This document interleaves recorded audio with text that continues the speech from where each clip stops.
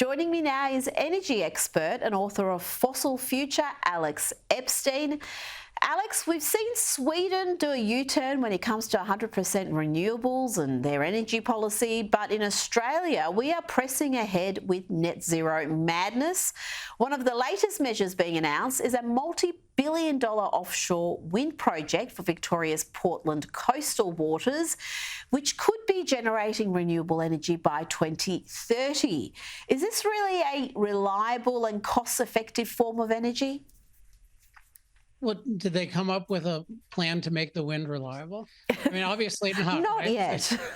It's just, I mean, offshore, the appeal of offshore in a certain sense is it's less unreliable in that it's available a larger percentage of the time. It also has many more hazards to it in terms of it's very hard to do things offshore, particularly you're exposed to the elements. I mean, in the US, we just have all this crazy experience with offshore where we announce, hey, we're going to have 10 gigawatts or 20 gigawatts or 30 gigawatts. And then it's just really hard to do. For a while, we only had one thing in this place called Block Island, Rhode Island, and then that had to go offline for maintenance. So the idea that this is going to save you or be anything but a boondoggle and is going to save you from the anti-fossil fuel, anti-nuclear policies, I think that's a delusion. And of course, we need the base load power, which we still don't have. We don't have nuclear in this country, and yet we've got climate change and Energy Minister Chris Bowen claiming this project's going to help one of the biggest aluminium smelters to decarbonise.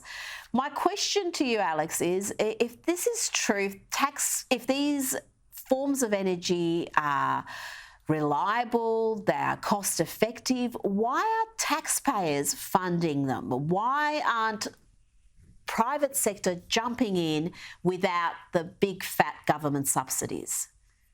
I mean, the question really answers itself. I have a thing in the works kind of refuting all the myths on solar and wind, but just anyone can see by common sense what you're saying, which is if you actually have a superior product, you don't need the government to force it on people. I mean, if someone has a competitor to the iPhone, we would never say, oh, let's just give them some $10 billion in subsidies. And they claim it's cheaper and better. Why don't they just do it?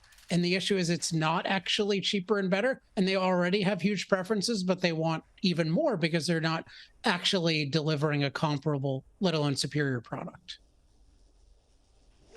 Well, Alex, I'm sure you're probably across this news, but Australia is about to have a gas shortage in one of its biggest states.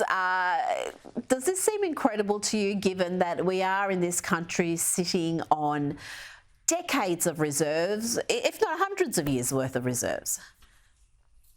Well, if I didn't understand the political climate and the green movement, yeah, it would be incredible. But you think in a certain sense, right, you need the political freedom to make use of these things. Just because you have gas underground doesn't mean that you're necessarily going to get it. I mean, first of all, you have to have the knowledge, but then you have to have the freedom to exercise the knowledge. And the whole world right now is an illustration of what happens when you don't have the freedom to exercise your knowledge, because we have record knowledge of how to get fossil fuels from the ground and where they are, how to utilize them, but we're not allowed to act on that knowledge because of the global anti-fossil fuel movement. And unfortunately, Australia is a major place where that movement has a lot of success.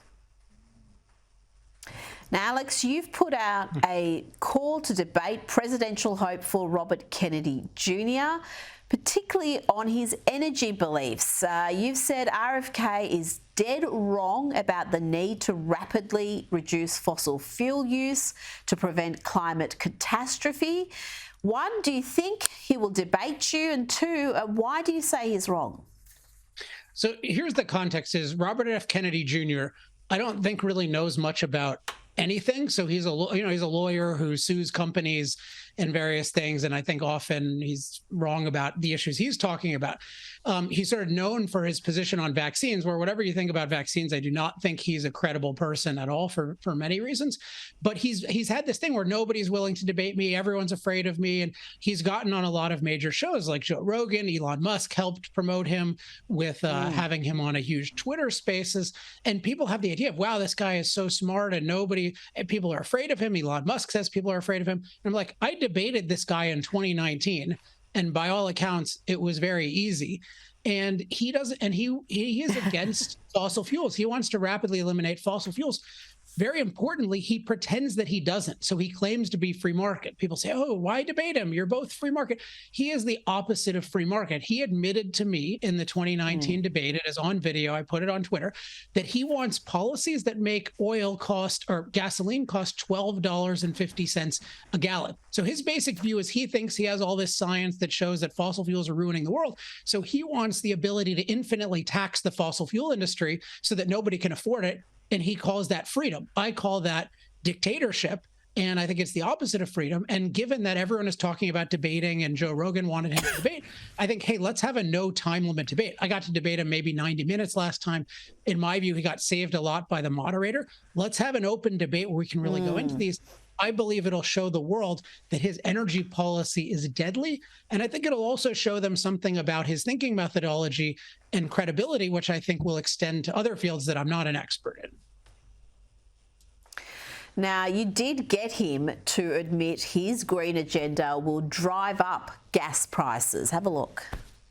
What should a gallon of gasoline cost? Because in Europe, it's something like, I don't know, $10 a gallon, so it's already about twice what we pay. And yet, solar and wind have not dominated there. They haven't revolutionized there. They still use gasoline. So there's a question of basically what he's saying is not that he has a really cheap way of producing energy or that there is one on the market. He's saying, let's make fossil fuels unbelievably expensive. If we have to go to Saudi Arabia, punch holes in the ground, bring up the oil, refine it expensively, we ought to have a price of gasoline at the pump that reflects all that cost. If you did add all those costs of oil, yeah, gasoline price at the pump would go up to $12.50. Higher gas prices. I can't see the American public embracing that anytime soon. Well, notably, now, I'm glad this has been revealed because nobody knows this. Like, imagine he was campaigning. Imagine on Rogan he had said this. So he just uses this mumbo jumbo about, oh, negative externalities, pay the real price and free market. And so I nailed him down, and people need to know this, and he needs to explain it. He claims everyone is afraid of him, and he's willing to debate. Well, time to put your time where your mouth is. Well, let's see it. I'm sure RFK on Joe Rogan would be absolutely compelling viewing. Now, let's get to the climate cult being brutal in the scientific community in censoring experts who challenge the narrative. Here's one brave scientist who is speaking out. A number of scientists have lost their jobs over speaking out against the consensus. I'm a tenured faculty member. I'm pretty senior, so I could afford to do it. A lot of younger people who aren't tenured can't afford to do it. I hear from scientists all the time who say they wish they could speak out, etc. But they don't want to. They don't want to go through the kind of baloney that I've had to go through, and I can't blame them. What baloney is that exactly? Well, Google my name, and you'll see it. Yeah. Google Judith Curry, and you'll see what I have to put up with. Alex, is it the media or is it the scientific community that is behind this mass self-censoring? There are a lot of elements. Actually, this is, I talk about this a lot in my book, Fossil Future, particularly chapter 8, which talks about there are a lot of systemic variables that punish anyone for challenging the narrative of climate catastrophe. And there's a lot of causes, but you just think about all the government funding involved. And a lot of the universities base their existence on this kind of funding. A lot of the funding goes to administrators. So they really depend on it. And there's just all these forces that if you think that we're not causing climate catastrophe, that is a dangerous view to the establishment. And part of what you have is you have these attack dogs who are sometimes scientists, but more kind of activist scientists who go after people like Judith Curry, who's a professor at Georgia Tech. And she just got assaulted by people in just totally unprofessional ways. But these people really feel like their livelihood is at stake. And in a sense, insofar as their livelihood is a grift, they're right. It is at stake, but they should stop the grift. Absolutely. Alex Epstein, always a pleasure. Thank you for joining me. Thank you.